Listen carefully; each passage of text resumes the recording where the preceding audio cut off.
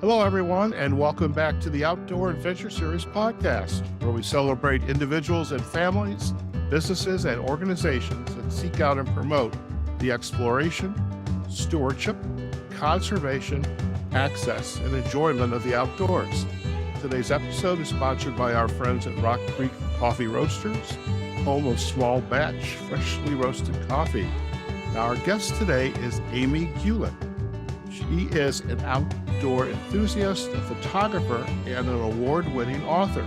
She has authored 2 books. Her first was Salmon in the Trees, Life in Alaska's Tongass Rainforest, and her current book is The Salmon Way, an Alaska State of Mind. Amy, it is a pleasure to have you on the Outdoor Adventure Series podcast. Welcome. Well, thank you for having me.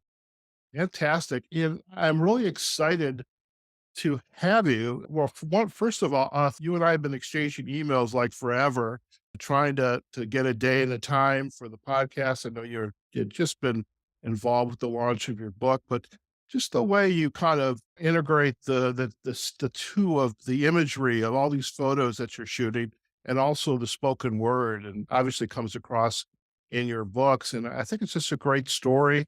And I'm really looking forward to doing a little bit of a deep dive with you on your background and how did you get into the space. So it's a lot to cover, and we're going to do it in about 30 to 45 minutes, but there's a method to my podcasting madness.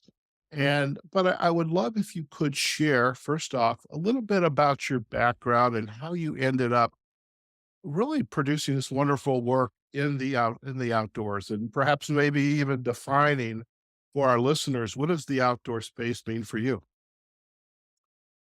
Okay. So quick and dirty. When I was a kid, I grew up very fortunate in that I was outside all the time. I was one of those feral kids who was running around, climbing trees, dipping my head into ponds, catching frogs, turtles, kind of whatever I could. I was just always outside.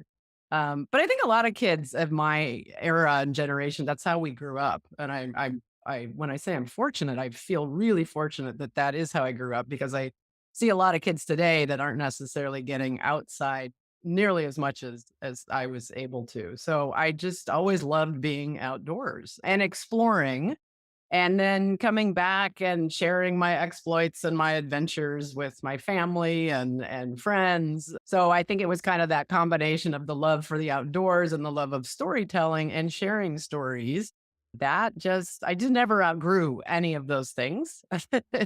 And so, fast forward into my adult life, I went to college, I did the practical thing, I got a business degree, which has actually served me well in what I do now. But that passion for the outdoors and storytelling, it just never left. So in my 20s, my mid 20s, I had an opportunity to really kind of figure out, okay, what do I really want to do with my life, and how can I make this work? So my passions for storytelling and photography was another, that was a way to illustrate my stories. And that photography as a hobby and a passion, that took hold at about age 9.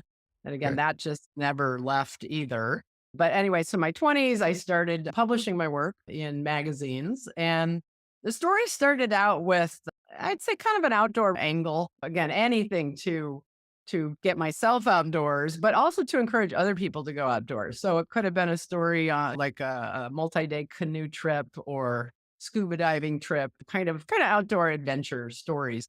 But the more time I spent in pretty wild places, and these places just kept getting more remote and more isolated and more wild, I started to see that there were threats to these places. And I'd come back and I'd share my stories. And what I found is that they really wanted to know about this, and whether or not they were ever going to venture to any of these places, it didn't really matter to them. They still cared.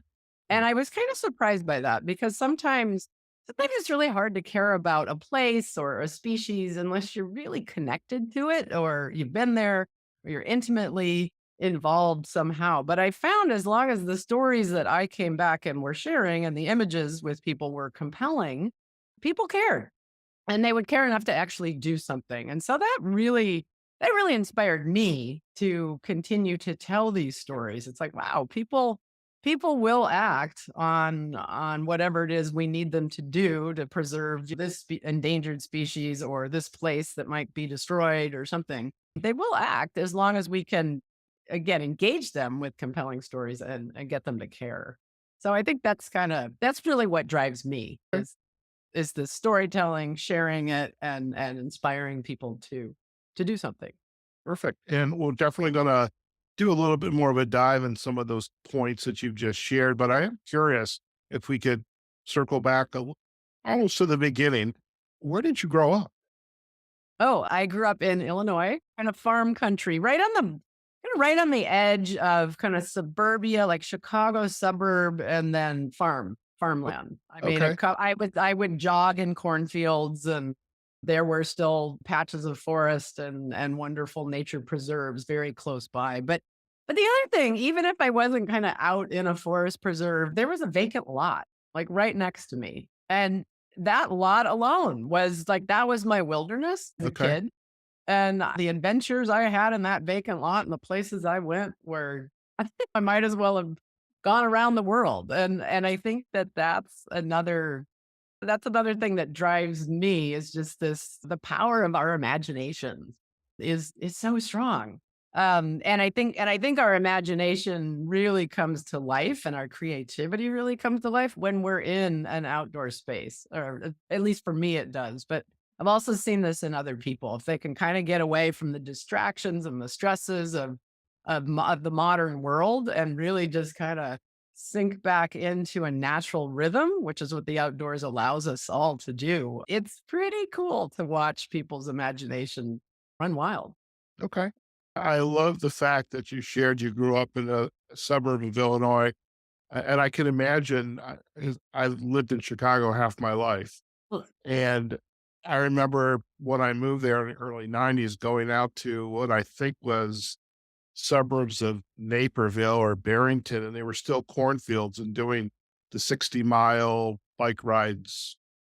It seemed like such a long way to go, but now it's like you get in the car, you're there in hopefully a half hour Chicago traffic. But I was a little bit taken aback that when you had said the suburbs, because when you first shared a little bit about your background, you talked about looking under rocks and putting your head in ponds and looking for frogs and flowers and other wildlife. And I would not have equated that to the Chicagoland area. Now I know there's nature preserves, so that also was hidden in the vault somewhere. It just came back to me. So where did you end up? Well, going then to school, like for your degree, for your job, future job. Mm, yeah. Went to Purdue University and I got both my undergrad and my master's degree in business there. Oh, okay. Now, as you were growing up, in addition to just outside your back door, the vacant lot, the nature preserves, was your family into the outdoor activities? Because you mentioned a lot of different sports, and I think you have to have a family that's really attuned to just getting out there and having fun and adventure, and you take the kids with you. Oh, yes. I'm very fortunate in that regard too. Both of my parents were avid birders. Okay. We had bird feeders around the house, so that was always being pointed out to me, which was great. Or just I was just exposed to that. My dad was a landscape architect, so Uh, the way that he looked at the land and looked at a landscape, and he was one of those landscape architects that was really trying to just take what was already there, take the natural landscape and adapt a home or some kind of development into the natural landscape as opposed to tearing it all down and creating something artificial. So the way he looked at a landscape, I was exposed to a lot of areas that had yet to be developed. And then my mom was an artist as well. So again, I grew up in a very creative household, okay. which I'm again, I just kind of you just assume everybody grows up the way you do. But I realize again how fortunate I am. We were always our family vacations were camping, skiing, always outdoors. No matter what we were doing, we were outdoors. And I feel incredibly fortunate to have Okay. grown up. Because without that exposure, I don't know. I don't know if I would have, if my love for birds, which is so strong now, I mean, I can see where that came from. Yeah. That seed that gets planted. And then just that, and then that creative side too, just being encouraged to always express yourself in however way you want to express yourself.